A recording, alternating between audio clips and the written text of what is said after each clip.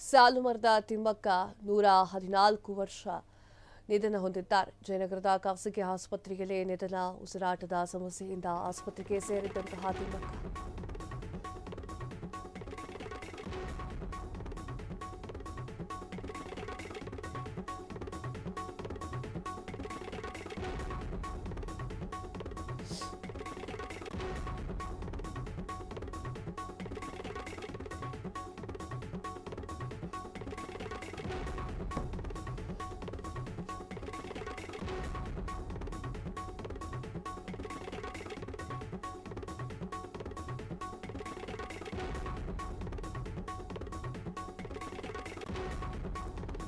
ಸಾಲುಮರದ ತಿಮ್ಮಕ್ಕ 114 ವರ್ಷ ನಿಧನ ಹೊಂದಿದ್ದಾರೆ. ಜಯನಗರದ ಖಾಸಗಿ ಆಸ್ಪತ್ರೆಯಲ್ಲಿ ನಿಧನ.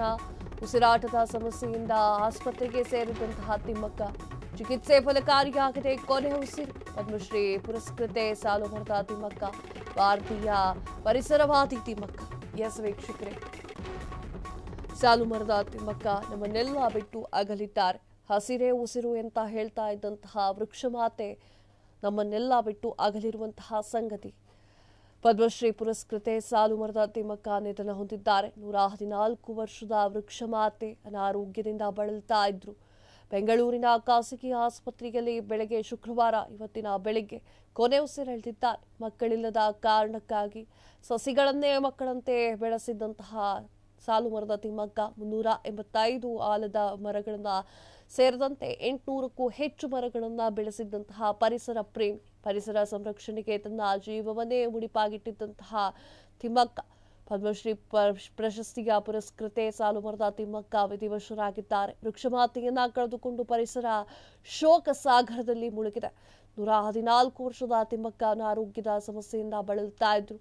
ಬೆಂಗಳೂರಿನ ಖಾಸಗಿ ಆಸ್ಪತ್ರೆ, ಜಯನಗರದ ಖಾಸಗಿ ಆಸ್ಪತ್ರೆಯಲ್ಲಿ ಮೃತಪಟ್ಟಿರುವುದಾಗಿ ಸುದ್ದಿ ಬಂದಿದೆ. ಮಕ್ಕಳಿಲ್ಲದ ಕಾರಣ ಸಸಿಯನ್ನೇ ಮಕ್ಕಳಂತೆ ಬೆಳೆಸ್ತಾ ಇರುವಂತಹ ತಿಮ್ಮಕ್ಕ ಎಲ್ಲರನ್ನೂ ಬಿಟ್ಟು ಅಗಲಿದ್ದಾರೆ. 385 ಆಲದ ಮರಗಳನ್ನು ನೆಟ್ಟು ಪೋಷಿಸಿದ್ದಲ್ಲದೆ ಕರ್ನಾಟಕದಾದ್ಯಂತ ಸುಮಾರು 8,000ಕ್ಕೂ ಹೆಚ್ಚು ಮರಗಳನ್ನು ಬೆಳೆಸಿ ಪೋಷಿಸಿದ್ದಾರೆ. ಇವರ ಈ ಒಂದು ಅಪೂರ್ವ ಸೇವೆಗೆ ಪದ್ಮಶ್ರೀ ಪ್ರಶಸ್ತಿ ಸೇರಿದಂತೆ ಹಲವಾರು ರಾಷ್ಟ್ರೀಯ ಹಾಗೂ ಅಂತಾರಾಷ್ಟ್ರೀಯ ಗೌರವಗಳು ಕೂಡ ಸಂದಿದೆ.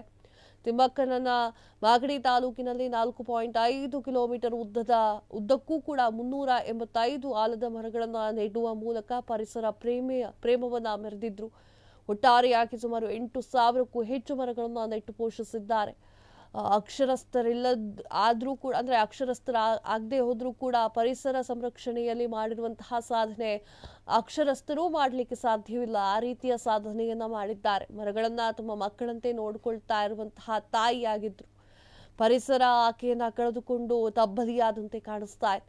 ಅವರ ಈ ಒಂದು ಮಹತ್ವದ ಸಾಧನೆಯನ್ನ ಕಾರ್ಯವನ್ನ ಗುರುತಿಸಿ 2019ರಲ್ಲಿ ಭಾರತ ಸರ್ಕಾರ ದೇಶದ 4ನೇ ಅತ್ಯುತ್ತಮ ನಾಗರಿಕ ಗೌರವವಾಗಿರುವಂತಹ ಪದ್ಮಶ್ರೀ ಪ್ರಶಸ್ತಿಯನ್ನ ನೀಡಿ ಗೌರವ ಕೊಟ್ಟಿತ್ತು. 1995ರಲ್ಲಿ ಅವರಿಗೆ ರಾಷ್ಟ್ರೀಯ ನಾಗರಿಕ ಪ್ರಶಸ್ತಿ ಕೂಡ ಲಭಿಸಿತ್ತು.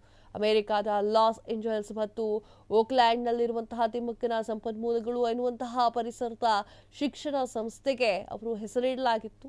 ಇದು ಅವರ ಅಂತಾರಾಷ್ಟ್ರೀಯ ಮಟ್ಟದ ಗುರುತಿಸುವಿಕೆಯ ಸಾಕ್ಷಿಯಾಗಿದೆ. ಇದಲ್ಲದೆ ವೃಕ್ಷ ಮಾತೆ ಅಂತ ಕೂಡ ಕರೆಸಿಕೊಳ್ತಾ ಇದ್ರು.